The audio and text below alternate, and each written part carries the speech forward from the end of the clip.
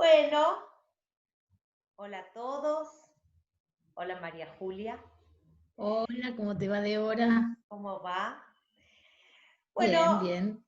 este es un nuevo video de la serie Diálogos en Cuarentena, Ficciones y Afecciones. Y a este video le pusimos por título Burnout y estrés en pandemia, personal de salud, pacientes y nosotros cumplimos órdenes. Te voy a presentar, María Julia.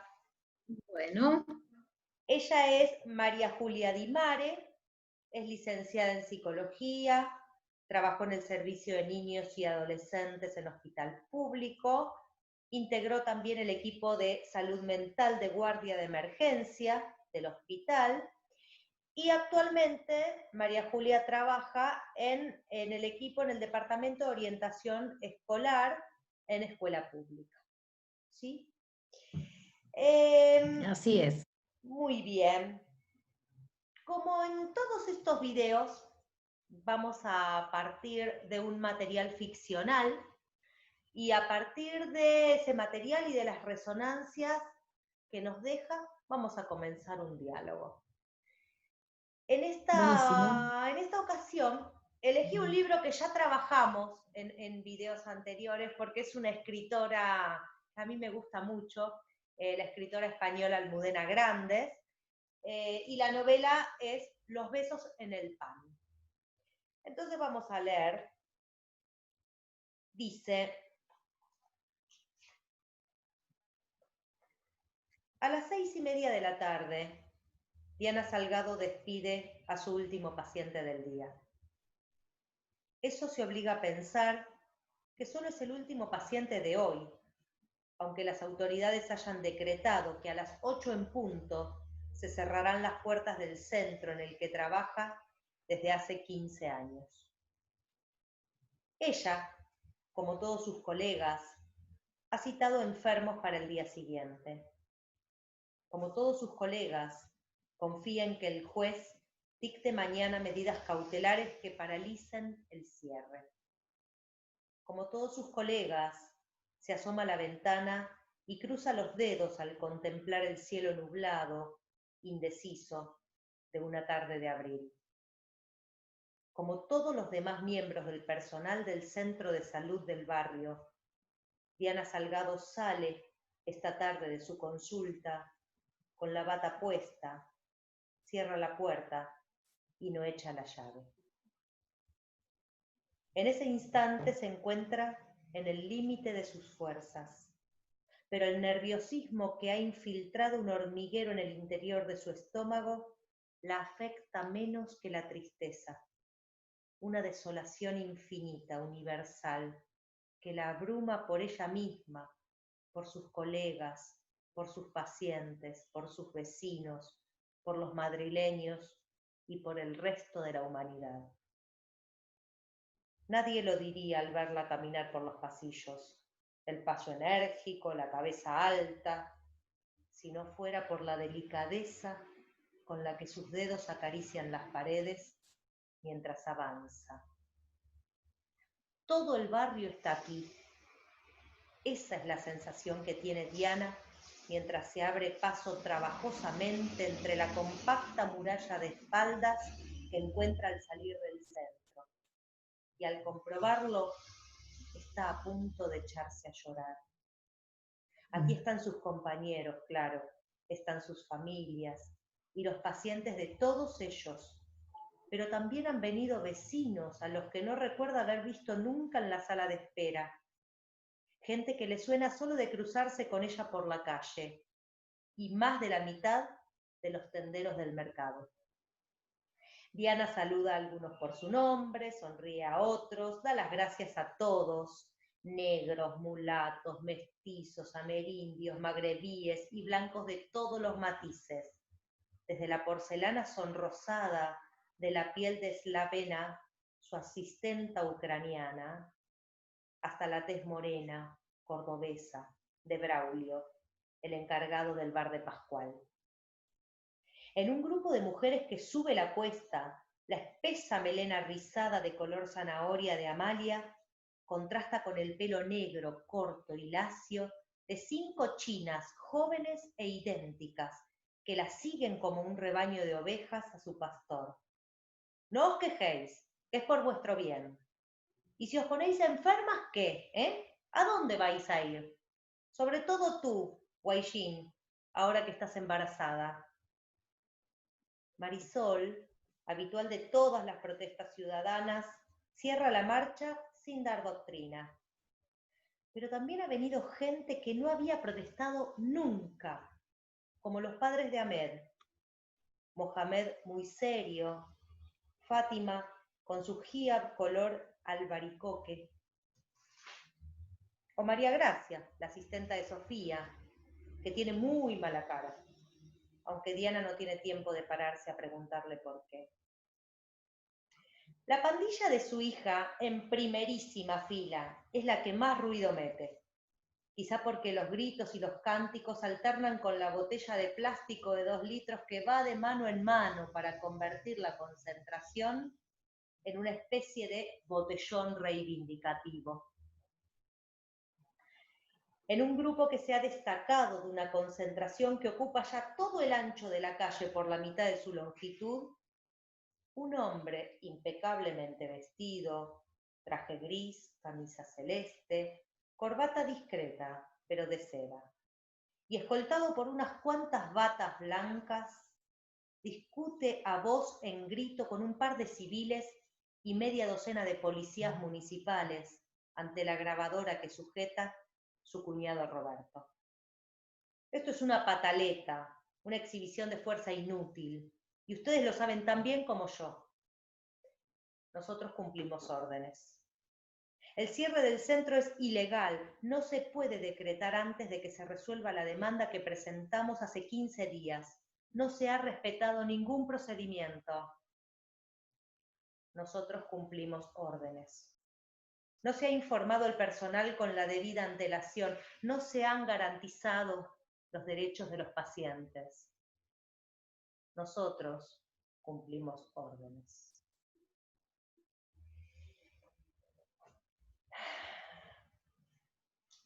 Hermoso relato, tan actual. Tan actual, ¿no? Muy fuerte, muy fuerte. A mí me parecía, María Julia, que estaba bueno después de este relato de Almudena poder decir 2 cositas sobre la etimología de la palabra trabajo, porque como nosotras vamos a hablar, y vos especialmente, del burnout, del estrés laboral, y esto ocurre, está circunscripto en el ámbito del trabajo, yo pensé, bueno, a ver, ¿de dónde viene la palabra trabajo? Etimológicamente, ¿cuál es la raíz? Y claro, la palabra trabajar viene del latín tripaliare, que es un derivado de tripalium. ¿Qué era el tripalium? Era un yugo hecho con 3 palos, ¿sí? Donde se amarraban a los esclavos y se los azotaba. Esa es la raíz etimológica de la palabra trabajar. Después esta raíz y el sentido se fue deslizando y ya el trabajo no remitía a los azotes, ¿no? O al castigo físico, pero sí al sufrimiento, ¿no? Ganarás el pan con el sudor de tu frente. El sufrimiento, ¿no? Con el que se asocia el trabajo hace varios siglos atrás, el trabajo transcurría más bien en el campo, en los campos, entonces los trabajadores sentían el dolor en el cuerpo, no porque alguien les pegara, pero sí el cansancio y el dolor fuerte en el cuerpo. Entonces, si la raíz y los primeros sentidos, significados de la palabra trabajar vienen de castigo, de padecimiento, de sufrimiento, de agotamiento físico, me parecía interesante, ¿no? Como introducción para que vos nos cuentes, bueno, ¿qué es el burnout? Bueno, como todo va, digamos, en el tiempo, ¿no? Es como que se va describiendo de alguna forma los padecimientos de los trabajadores, ¿no? Cada época concentra la descripción en el padecimiento de los trabajadores, de acuerdo inclusive a la cultura a la que pertenece, en los tiempos en el que se vive. Hay un texto muy lindo de Freud que se llama Malestar en la cultura, es un texto que, bueno, creo que es clásico y que se lo puede tener en cuenta en todos nuestros momentos diferentes de la vida, ¿no? Él habla de lo que es el malestar cultural, ¿no? Y del sufrimiento y del malestar epocal. Y hoy en día, bueno, hace unos años, ¿no? Ya unos cuantos años, se empezó a describir lo que era el burnout, ¿sí? Que también se lo conoce como el síndrome de la cabeza quemada. ¿En qué consiste? Generalmente, generalmente este término de burnout se lo asocia mucho al estrés laboral. El estrés formó parte de nuestro vocabulario común, ¿no? Como cuando se dice, bueno, estás estresado, estás cansado, baja un cambio, ¿sí? Hay algo del estrés que digamos que es propio del trabajo y que tiene que ver con el estrés que provoca el intercambio en lo laboral, ¿sí? Pero el burnout implica más bien otras cosas, y en realidad es mucho más grave que el estrés. Digamos que el estrés, siempre se tiene un poco de estrés cuando se trabaja, pero el burnout es como que supera el umbral de tolerancia, ¿sí? Y generalmente el burnout se da en los trabajadores de la salud, es muy común que se den los trabajadores de la salud, trabajadores que están afectados a áreas muy complejas, como las unidades intensivas, las guardias de emergencia, y también se da en los docentes, ¿sí? Se da también en la policía, en los bomberos, en todos los trabajos que tienen que ver con el afrontamiento de situaciones muy complejas o muy límites. ¿Qué pasa con el burnout? La gran diferencia con el estrés es que la persona cae muchas veces en un estrés psíquico y físico, y donde el trabajador empieza a tener sensaciones de desesperanza, empieza a sentir de que su trabajo no es suficiente, de que todo lo que va haciendo no es suficiente, que siempre falta más. Generalmente empieza a producirse como una baja autoestima, una sensación de que ¿para qué sirve lo que está haciendo? Se llama como un aplanamiento emocional, empieza a estar como insensibles inclusive en las tareas que realizan, ¿sí? Se empieza a perder como una sensibilidad, que es como un mecanismo de defensa que empieza a funcionar, ¿no? Como pareciera como que, bueno, a esas personas no les afecta nada de lo que está pasando, y por el contrario, están demasiado afectados por lo que están pasando.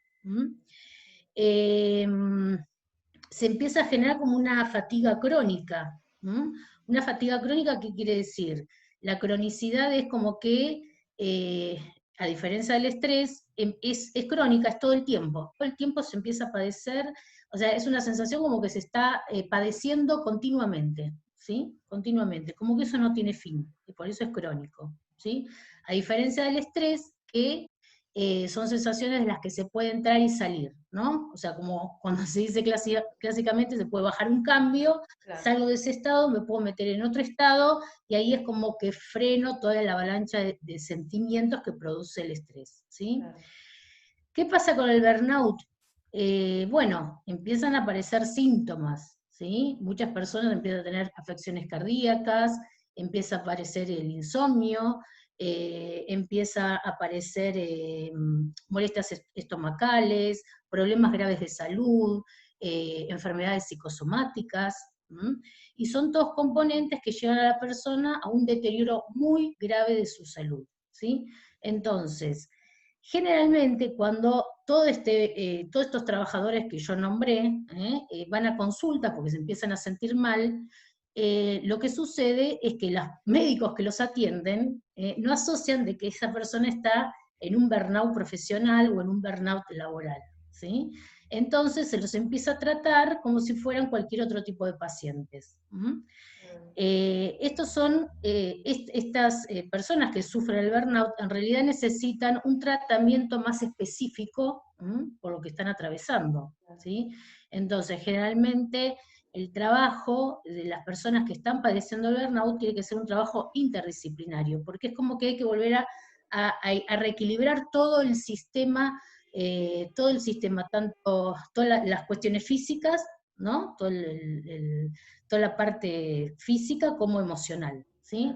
Entonces, generalmente la terapéutica es con psicólogos, con médicos, con nutricionistas, inclusive a veces se incluyen en los tratamientos a los profesores de educación física o a profesores de arte para que puedan amortiguar todo ese impacto que han sufrido en el desarrollo de sus actividades, ¿sí? O sea, es muy importante cuando se va a la consulta que estos profesionales, ¿sí?, hablen de su trabajo y dónde están trabajando, ¿sí? Porque, bueno, a veces son lugares donde son muy traumáticos, donde la gente, bueno, se ven situaciones muy límites que son dolorosas, y lo que sucede generalmente con todos estos trabajadores es que les resulta a veces muy dificultoso, bueno, dejar los problemas laborales en el trabajo y desenchufarse, como se dice clásicamente. Claro. Estos profesionales generalmente se van sobrecargados de trabajo a su casa, se van pensando si el paciente habrá hecho tal cosa, qué habrá pasado con este paciente, si lo habrán internado, si no lo habrán internado. Entonces es como que es un continuum, ¿sí? Todo el tiempo se está pensando en el trabajo, Claro, por ¿sí? eso Entonces, también bueno, todo eso va produciendo un desgaste. claro, por eso también la fatiga esa de la que hablás. Vos me habías mandado cuando me enviabas material sobre el tema, entre otras cosas me mandaste como un dibujito, digamos, un cuadrito que me pareció súper interesante, porque claro, yo confundía previamente el burnout con el estrés laboral. Yo pensé que era lo mismo, entonces vos me ibas explicando que no.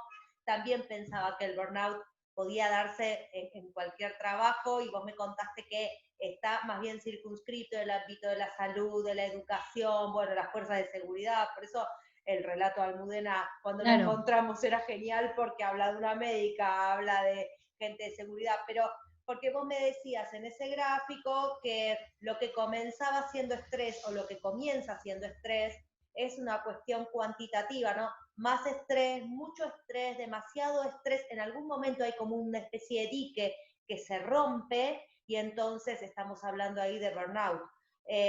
¿No? Como una Sí. cuestión en donde ya, porque, ¿sabes qué? Me quedé pensando en esto que decías, que si un profesional o un trabajador que está con burnout, con este síndrome de cabeza quemada, va a consulta porque, por ejemplo, no está durmiendo o porque tiene problemas en la piel o porque hizo una úlcera, no sé, y le cuenta esto al médico que lo está atendiendo. Yo me preguntaba cuando recién vos decías esto, ¿no? De que quizá el médico que lo atiende no se da cuenta que está sufriendo este síndrome. Y yo me preguntaba ahí, primero, si el propio consultante se da cuenta, ¿no? De que le está pasando algo que pueda transmitir con palabras, porque me hiciste acordar a una jornada que hace algunos años se hizo sobre tabaquismo, y que yo fui a presentar el tema de ludopatía, porque está muy articulada la adicción al juego con el tabaco,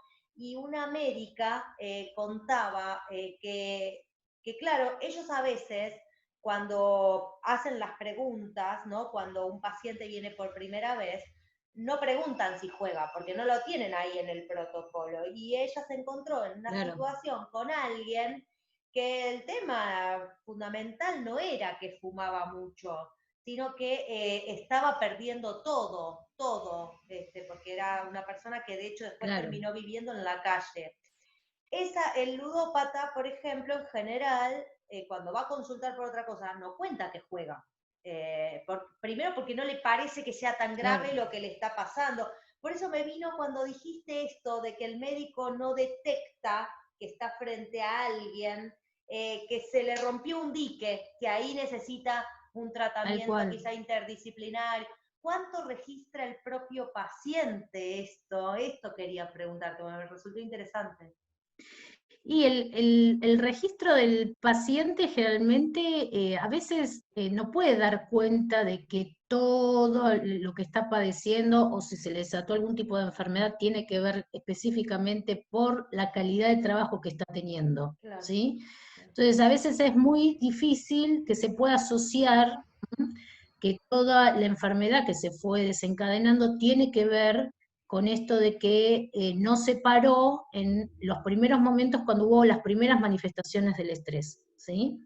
Entonces, eh, hay gente que llega un momento que no puede parar ni siquiera de trabajar, o sea, ni siquiera se toma unas vacaciones que son necesarias, ¿no? O sea, ni siquiera tiene la concepción de pensar, bueno, necesito las vacaciones para reponerme, ¿no? Entonces, a veces hay como, a veces, no digo siempre, hay una falta de conciencia del por qué se llegó al estado en el que se llegó, ¿sí? Por eso a veces las preguntas, cuando uno pregunta, ¿no? A los que hacen consulta, bueno, ¿a qué te dedicas? ¿Cómo trabajás? ¿Con quién trabajás? ¿Cómo es tu ámbito laboral? Eso forma, por supuesto, cómo está atravesando el sujeto su vida diaria, ¿no? En el andar, en el día a día, qué es lo que está padeciendo, qué es lo que está sufriendo, ¿no? Claro. Por otro lado, que hay algo que es muy interesante, ¿no? Porque generalmente todas las personas que trabajan dando servicio a otras personas siempre lo hacen desde el lado de la vocación. Entonces, yo siempre pienso que cuando se eligen las carreras, sobre todo humanísticas, que están al servicio de otras personas o que se presta un servicio, se comienzan con un sentimiento de mucho altruismo y de mucha vocación, digamos, de cuidado al prójimo, o de querer ayudar en determinadas situaciones, o buscar la forma de crear lazos emocionales o afectivos con el otro, ¿no? Y todo eso, ¿no? Como la vocación tiene un sentimiento altruista, todo eso a lo largo, ¿no? Del ejercicio de la profesión muchas veces se va perdiendo, ¿sí? Entonces, todo eso que se deseaba, toda esa ilusión que había, toda esa energía que estaba puesta en la construcción de una carrera, todo eso se va perdiendo y eso también provoca, ¿no? Como un decaimiento psíquico, emocional de los profesionales o de las otras personas que se ocupan también de trabajar en el ámbito de la salud. ¿No? Están los enfermeros, están los camilleros, está todo el personal de la secretaría de los hospitales, todo el personal de limpieza, lo mismo que, bueno, en las escuelas, ¿no? Están los directivos, los docentes, todo el personal que trabaja, la secretaría, el personal de limpieza, o sea, es toda gente que trabaja en ámbitos donde tiene que ver con el otro, ¿sí? Entonces, esa ruptura, ¿no? Esa vocación, también cuando la persona llega a situaciones de burnout, ya ni siquiera sabe por qué eligió esa carrera, por qué está ahí, cómo llegó ahí, ¿no? Es como que se va perdiendo inclusive la directriz, ¿no? Bueno, ¿por qué estoy acá? ¿No? Entonces se produce a veces una crisis interna muy grande. Eh, Creo que, bueno, eh, lo importante acá es digamos, el término de burnout tampoco está nuevo, ¿no? Es un término que ya circula hace mucho tiempo, ¿ya? Y del que se sabe muchísimo. Inclusive, bueno, se fueron generando distintos test para que la misma gente se pueda ir autoevaluando en qué nivel de estrés o en qué situación se encuentra en este proceso para no llegar a este límite que es el burnout, ¿sí? Entonces, hay hoy en día un montón de herramientas que se fueron construyendo alrededor de los trabajadores que, bueno, que realmente están en trabajos que son muy arduos, que son emocionalmente de un impacto muy alto, ¿no? Entonces, creo que también hay un saber ya social o más popular donde este término también está circulando. Claro, No es un término novedoso de hace poco tiempo. Y claro. ya hay muchos estudios, ¿sí? Yo creo que sí es muy importante que se forme a todos los profesionales que trabajan en determinados ámbitos o que se los forme desde el inicio de las profesiones, cómo ir controlando todos estos factores de estrés, ¿no? Y ir cuidándose. ¿eh? Digamos, el cuidado tiene que ser desde el grupo que contiene y desde lo personal.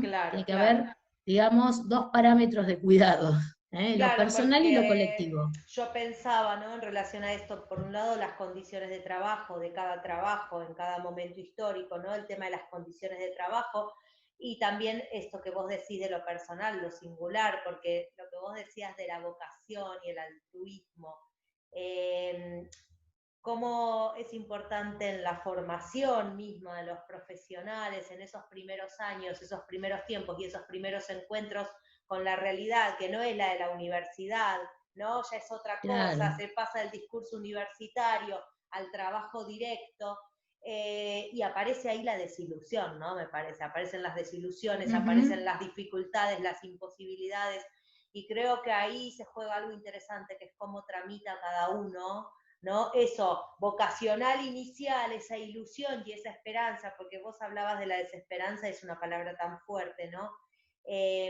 ¿Cómo se tramita ahí esto de lo que yo me imaginaba que iba a poder hacer, qué es lo que efectivamente puedo hacer, ¿no? Claro. Y entonces, ¿cómo no caer en un sentimiento de impotencia? Porque quizás, bueno, no poder hacer todo tal cual yo lo pensaba o lo quería, eh, seguramente hay cuestiones que pueden ser modificadas en cuanto a las condiciones de trabajo, y creo que esto, bueno, es una lucha permanente, ¿no? Ahí donde el Sí, sí. trabajo no está brindando lo que debe trabajar, pero después está lo personal, cómo elabora cada uno lo que pensaba que iba a poder hacer y no puede, pero no puede no porque él no puede, porque es él o ella, no, porque es imposible, porque no hay manera de eso en la realidad. Entonces, y esto me parece que más o menos nos pasa un poco a todos, cómo Sí, tramitamos la sí. desilusión, ¿no? Y sabés qué pensaba, y quería que habláramos unos minutitos sobre esto, porque claro, hablando de trabajo, el trabajo se metió en casa. Estamos en Mm, pandemia, en con la pandemia. cuarentena, y claro, y más allá de que veníamos hablando de los profesionales de la salud, porque desde el texto de Almudena y esto que hablábamos de los médicos, los enfermeros, bueno, la pandemia y ellos que no están trabajando desde casa, ellos están poniendo el cuerpo ahí, Ellos están poniendo el es, cuerpo, 100%, sí. ellos están poniendo el cuerpo ahí, ¿no? Están en primera línea. Por fuera de ellos y de los médicos y los enfermeros y los camilleros y las personas de limpieza que trabajan en salud, estamos nosotros trabajando desde casa. El trabajo se metió en casa. Sí. Y el trabajo se metió en casa y esto implicó e implica un reordenamiento y creo que por momentos un desorden desde lo espacial, o sea, ¿dónde trabajo? ¿Dónde me siento a trabajar? ¿En qué ambiente de la casa? ¿No? Según el horario, según quiénes de la familia están, los que vivimos con personas de la familia, en qué momentos, en qué se transformó el tiempo, trabajando desde Sí. casa, el día, la noche, los fines de semana, los feriados. ¿Cómo es esto de trabajar desde casa, desde toda tu experiencia y recorrido con este tema? Bueno, eh, primero quería decir algo que lo que me gustó del texto de Almudena es cómo describe la preocupación del médico, ¿no? Cómo tiene a sus pacientes en la cabeza, ¿no? Este seguimiento, bueno, los psicólogos, los trabajadores sociales, los enfermeros, mismo, bueno, toda la gente que trabaja en salud y en educación, ¿no? Como veníamos dando, cómo se va llevando mientras ella va caminando a todos sus pacientes en la cabeza, ¿no? Y eso es así, eso es así. Por supuesto que hay momentos donde hay cortes y uno piensa en su vida privada, creo que eso es un aprendizaje que tiene que haber en las profesiones, ¿no? O sea, hay momentos en que, bueno, la vida personal de uno también tiene que prevalecer y ocupar un tiempo muy importante, porque, bueno, de repente se tiene familia, se tiene pareja, se tiene amigos, ¿no? Y creo que dar el espacio a esa vida privada y hacer el corte es todo un aprendizaje y hay que hacerlo, ¿sí? Sí o sí hay que hacerlo, porque el ámbito privado también es muy importante, ¿sí? No hay que mezclar el ámbito público con lo privado, ¿no? En algún momento tiene que haber un corte y eso es muy importante que esté y que se haga, ¿sí? Por supuesto que hay un montón de técnicas, hay gente que no le cuesta mucho hacerlo, pero hay otras personas que sí, que a lo mejor emocionalmente son más permeables y es como que constantemente están pensando en los problemas que tuvo el trabajo, lo que faltó, lo que quedó por hacer, ¿sí? Y yo creo que eso es una forma de preservarse, hay algo dentro nuestro que hay que preservarlo, que tiene que ver con la intimidad, con nuestro hogar, con lo que nosotros hacemos en nuestra vida privada. Y ahí desplegar cuestiones que a lo mejor no tienen que ver mucho con el ámbito laboral, ¿no? A lo mejor uno puede desplegar cuestiones artísticas, cuestiones de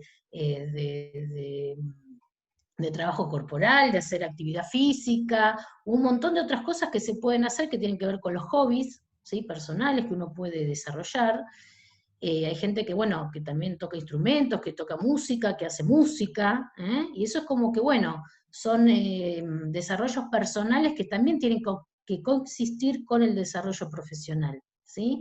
Por supuesto que las terapias psicológicas son muy importantes, ¿no? Son lugares de contención, de poder hablar de los impactos que uno ha recibido, de las cosas que ha escuchado, de lo que ha visto, ¿no?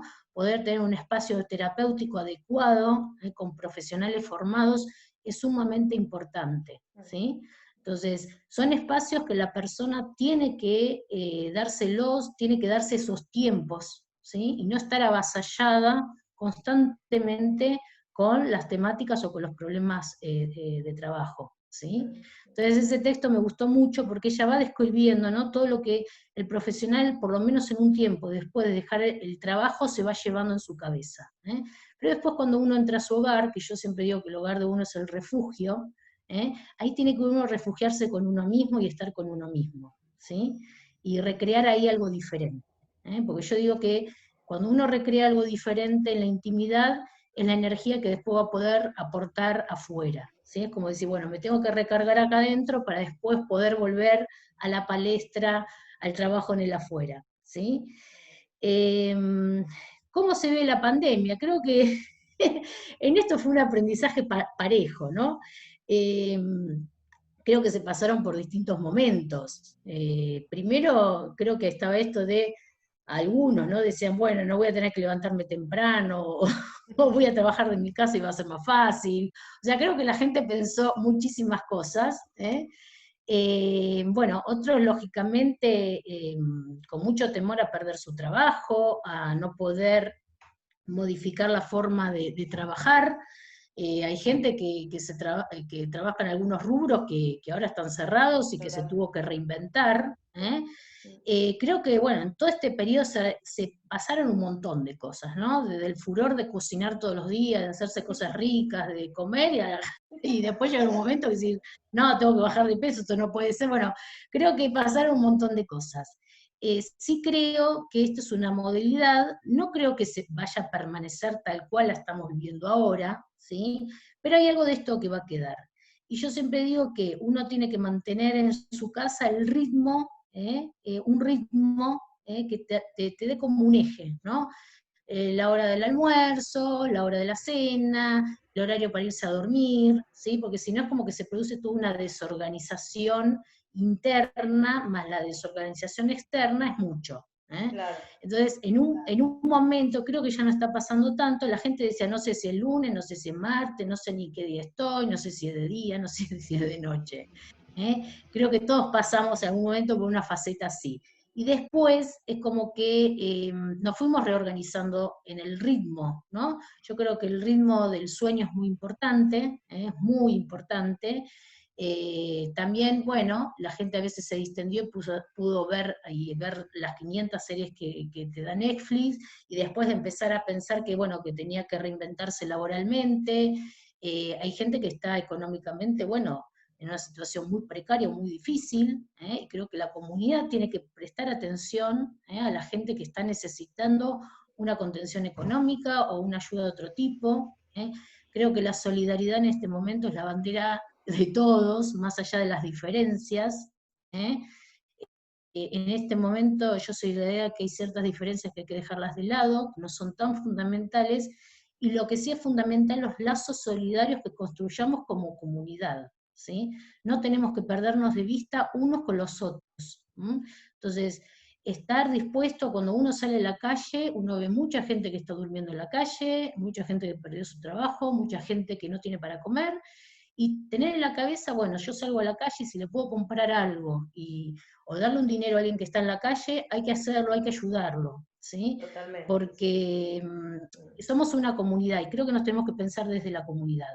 Sí, además porque es algo que, digamos, que ahora lo estamos viendo, pero esto va a llevar un tiempo largo, recomponernos, Sí, ¿no? Recomponer el tejido, los lugares de trabajo, y me parece que en todo caso, em, para ir cerrando, algunas preguntas y algunas cuestiones que podemos pensar en relación a esto, a la reconfiguración del trabajo en la cuarentena, es decir, cómo es esto de trabajar en casa, qué implicó, qué implica, y que siempre pensándolo desde el lugar privilegiado que uno tiene de sí, haber conservado, por un lado, haber conservado el trabajo, poder desplegar ese trabajo o esa profesión, que en todo caso se trató de reconfigurarlo, pero que ahí eso se está sosteniendo. Esto les ha pasado y les pasa a algunos, pero a muchos otros no.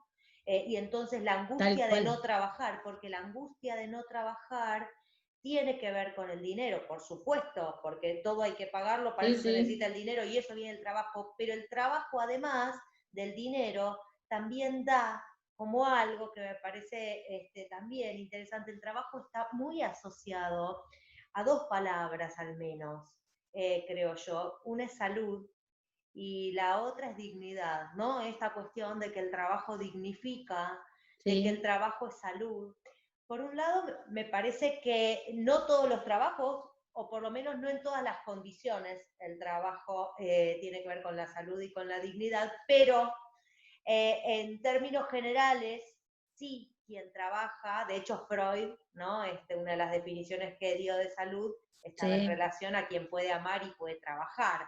Entonces, seguro. Sí, sí. lo importante que es el trabajo, el lugar que el trabajo ocupa en la vida de todos nosotros, no solo por el ingreso de dinero, sino porque nos mantiene activos, porque nos invita a pensar, a resolver, a enlazarnos con otros, a solucionar desafíos, problemas, a tener vivencias, porque el trabajo además y las horas de trabajo son un ordenador temporal, ¿no? Sabemos que trabajamos de tal hora a tal hora, que después son tiempos de ocio, que tal día forma parte del fin de semana, las vacaciones, es decir, el tiempo en nuestra vida se Sí, ordena sí. mucho también en función del tiempo de trabajo. Y bueno, y para cerrar, y tomando esa frase que repitió 3 veces el agente de seguridad en el texto de Almudena, Ah, sí, ¿no? Nosotros cumplimos órdenes, que en el ámbito de la seguridad, claro, se refiere a la obediencia de vida, ¿no? A lo que conocemos como la obediencia de sí. vida, de siempre estoy cumpliendo, cumplo órdenes de un superior. Pero bueno, a partir de lo que charlamos, María Julia, de lo que vos transmitiste, me parecía interesante también esta cuestión de las órdenes, de revisar y repensar las órdenes que cumplimos en nuestros lugares de trabajo, como qué es lo que nos piden, ¿no? ¿Qué Ujú, de lo que nos piden es cumplible y está bien ujú, cumplirlo porque nos conecta con la salud, con enriquecernos, con estar contentos? ¿Y qué de lo que nos piden no es cumplible? Y si ujú. pretendemos cumplirlo, nos podemos enfermar, ¿no? Y esto desde los lugares de trabajo, desde el ámbito político, es decir, lo que nos representa en cuanto a leyes, las leyes laborales, desde, bueno, el Ujú, sistema, el neoliberalismo, la cultura actual. ¿Qué nos pide la cultura actual, la sociedad del rendimiento, como dice Chulhan, ¿no? sí, Esto de no parar, no parar, no parar, no parar.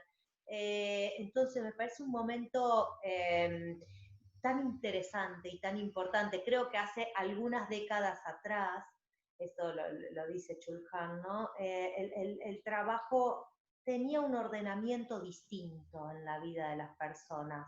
Me parece que por mm, lo menos en muchos trabajos y en muchas profesiones hay una especie de desborde, y el trabajo en este afán de ser libre, de ser libres, de liberarnos de los explotadores, ¿no? Como dice Chulhan, terminamos en la siendo autoexplotación. esclavos. Exactamente, como nuevas formas de esclavitud. Así que bueno, me Sí, parece un momento, una son las nuevas época. formas, sí, son las nuevas formas de esclavitud, con un manto benevolente parece, ¿no? Pero si uno observa, el hombre cada vez está siendo más esclavo, ¿sí? Porque necesita consumir más, porque se han recreado sensaciones de que hay que seguir abasteciéndose de un montón de cosas que en definitiva son inservibles, o que se tiene 500, no sé, pares de zapatos y en realidad no usas ninguno, ¿no? Esta cosa del desborde del consumo, ¿sí? Y hace que, por supuesto, tengo que ganar más plata, más plata, más plata, producir, producir, producir. Y eso pareciera que es la felicidad, pero la felicidad creo que está en otro lado, ¿no? Y lo que ha hecho también esto de la pandemia, de estar adentro y no estar tan afuera, ¿eh? Ha hecho que, primero que en las casas las familias se empiecen a mirar de otra manera, ¿no? O sea, mucha gente se habrá extrañado diciendo, uy, hace tanto que convivo con esta persona y quién era, qué era lo que hacíamos juntos, qué era lo que nos pasaba, ¿eh? En relación a los chicos también, volver a mirar a los hijos de otro lugar, con otra paciencia, con un poco más de tiempo, si se quiere, y también darse cuenta de que no es necesario trabajar tanto para tener tanto dinero para consumir tanta cantidad de cosas. Totalmente.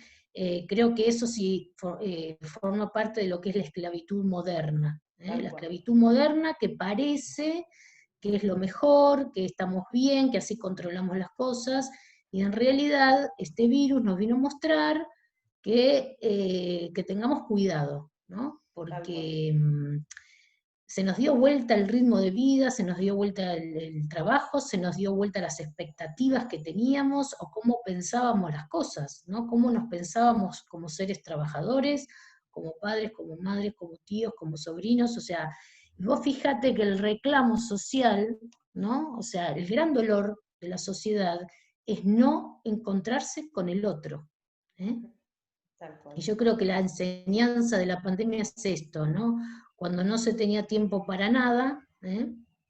y, y no había mucho diálogo, o había sí un acercamiento, pero a veces ni siquiera tan profundo, porque también las redes se encargan de que los acercamientos entre nosotros no sean tan profundos, sea un mensajito de texto y ya está. Y lo que se extraña y lo que se añora en este distanciamiento social, es el encuentro con el otro. Y creo Sí. que Mm. esa es la punta donde tenemos que comenzar. Cuando uno habla de trama social, de trama vincular, tiene que ver con eso, el encuentro con el otro. ¿eh? Claro, claro. Así que bueno, creo que hay mucho aprendizaje, va a haber mucho aprendizaje de todo esto que nos está pasando como colectivo social. Sí, sí. Y bueno, Sí, esperemos sí, que sí, sea sí. así para el bien de todos. Tal cual es que esto que trajo tantas cosas feas, tristes, también podamos visualizarlo como un espejo, ¿no? Donde nos mostró y nos va mostrando esto que vos recién decías, ¿no? En donde la verdad es que lo que más se extraña, lo que la gente dice y vocifera, no levanten la cuarentena porque quiero ir a ver a todos, ahora todos queremos ver y nos acordamos todos ahora, pero ¿Sí? bueno, bienvenido, bienvenido, y a ver cómo esto se sigue tejiendo en el después, ¿no? Esto nos muestra lo que es importante y lo que no es tan importante. Bueno, a ver cómo lo tejemos para ver los Ujú. productos Yo posteriores, creo ¿no? que es la gran resistencia, ¿no? Como que a veces se piensan de los grandes poderes, que se va a poder manipular al hombre o que las máquinas van a reemplazar al hombre. En algunas cuestiones puede que sí, pero hay algo que no se va a reemplazar nunca, que es el abrazo con el otro, Totalmente. en tomarte un café muy rico con un amigo, en salir a caminar, disfrutar del aire libre, disfrutar de la naturaleza, de hacer los cumpleaños, de abrazarnos entre los amigos, con la familia. Yo creo que eso no va a ser reemplazable nunca y va a ser la gran resistencia de la humanidad. La Totalmente. resistencia de la humanidad va a partir de ahí, Sí, sí, sí, sí, sí, del sí. contacto con el otro. Y ya está demostrado que sin el otro no somos nada, no somos Exactamente. nada. Bueno, Y bueno, creo que tiene que ver con eso. Así que, bueno, ojalá que podamos salir de esto de la mejor manera. Quiero cerrar un poquito, y bueno, vamos cerrando. Como vos decías, en que sigamos apoyando a nuestros médicos, a toda la gente, a todos los trabajadores esenciales, los que se juegan también en ir a abrir un negocio, en los que llevan, en la gente del transporte público, en toda la gente que realmente es esencial y que descubrimos que eran esenciales para que muchos podamos vivir de determinada manera. ¿Sí? Entonces, seamos respetuosos, seamos cálidos con nuestros semejantes, ¿sí? Seamos comprensivos. Todo lo que hacemos repercute en el otro, hasta lo más mínimo repercute en el otro. Entonces creo que hay que ser muy solidario con los médicos, hay que cuidarse, hay que cuidar el que está al lado nuestro, hay que tomar las medidas de protección que hay que tomar, no ser egoísta en ese punto, ¿sí? Y bueno, esperemos que esto se pase de la mejor manera y con las menores pérdidas posibles. Totalmente. Porque Totalmente. eso como entramado social va a repercutir de una manera o de otra. Bueno, muchas gracias. Bueno, no, por favor. Que me hayas acompañado, fue muy lindo y te agradezco mucho. Muchas gracias por la invitación, Débora. Ha sido un espacio muy lindo. Me alegro que te haya gustado y bueno, ya nos veremos en otro momento. Buenísimo. Bueno, muchas gracias. Chau, Débora. Chau, chau. Hasta luego. Adiós. Chau, chau. Chau.